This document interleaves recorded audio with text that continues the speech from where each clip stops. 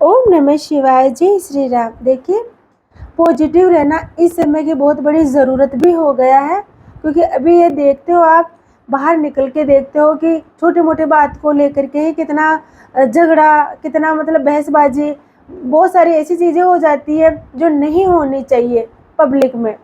तो अभी हम ऐसा क्या करें कि हम खुद को पॉजिटिव रखें। हमारे सिर पर जो ये गुस्सा बहुत ज़्यादा हावी हो रहा है ना, उसको कंट्रोल कैसे रखें, क्योंकि आप खुद भी समझते हो कि अभी स्मार्टफ़ोन का ज़माना है, सोशल मीडिया का ज़माना है।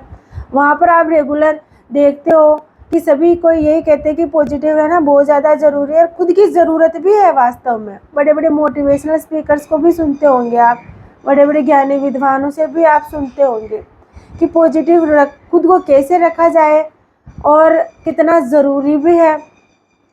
क्योंकि आपके ऊपर ये जो गुस्सा हावी क्यों हो रहा है, कहीं न कहीं इसका कारण है ना, यही सारी चीज़ें कि अभी दिखावा कुछ ज़्यादा हो रहा है कि मैं अच्छा हूँ, और आप दिखावा जो कर रहे हो ना, उसको जीवन में नहीं उतार रहे हो। भले आप अपने स्टेटस पर लगाते होंगे भगवान की अच्छी पॉजिटिव सोच लगाते होंगे, रील्स के ज़रिए आप खुद को ऐसे दिखाते होंगे कि मैं बहुत अच्छा हूँ, खुश हूँ। लेकिन क्या आप वास्तव में खुद से पूछ के देखो, क्या खुश हो? क्या आप अपने माइंड को पॉजिटिव इतना अच्छा रख पाते हो कि बाहर जाओ, अगर कोई छोटी सी कोई कुछ कह दे, कहा सुनी हो जाए, तो आपका गुस्सा आप रहा भी नहीं हो और आप ऐसी गलत चीज़ें नहीं करो जिससे आप दूसरों का भी नुकसान कर लो और खुद का भी नुकसान हो। तो इससे कैसे बचे? तो पहले परेशानी का कारण ढूंढते हैं कि गुस्सा हावी क्यों हो जाता। आप अपने आप को पॉजिटिव रखने के लिए आप कहाँ किस का सहारा लेते हो? आप भगवान जी को मानते हो, पूजा करते हो, पूजा तो सभी कोई करता है, लेकिन फिर भी गुस्सा इतना हावी क्यों होता जा रहा?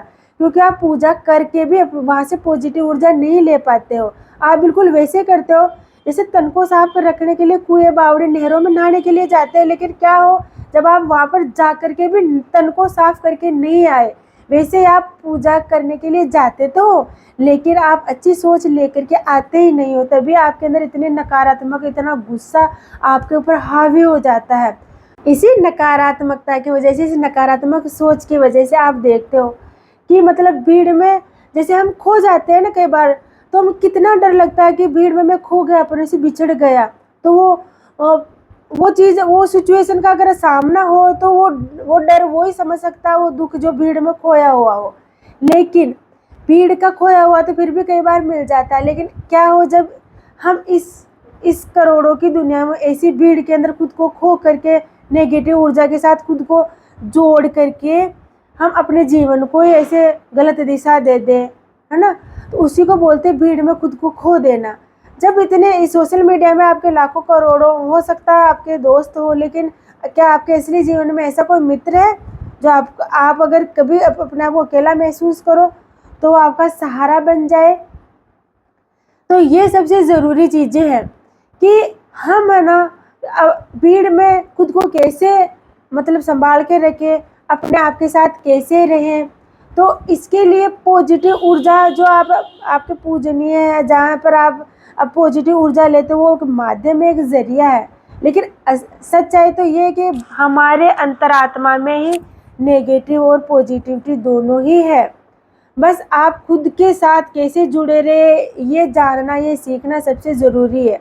जैसे भूख लगती है किसी को, अगर मैं ऐसे बोलूँगी कि भूख लग रही है बहुत भयंकर, रोटी रोटी, तो मेरी भूख थोड़ी ना बुझेगी, उसके लिए मुझे खाना खाना ही पड़ेगा। तो आप भले कि आप अगर आप मुँह से ऐसे बोलोगे कि मैं अच्छा हूँ, मैं अच्छा हूँ, उससे अच्छे नहीं बनोगे। आपको अच्छा होने के लिए अपने जीवन में अच्छाई उतारनी पड़ेगी।